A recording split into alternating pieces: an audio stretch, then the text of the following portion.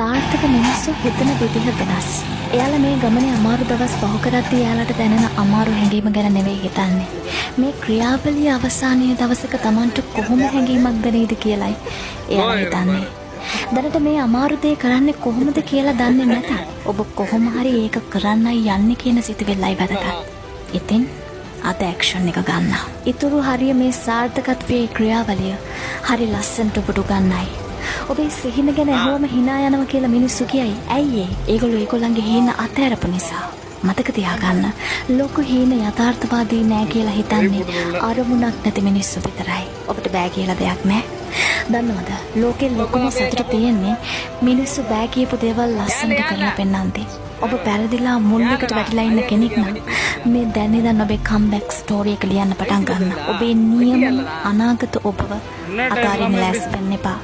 මේක ලේසි වෙයි කියලා හිතන්නත් එපා. මොකද මේක එහෙම නෑ.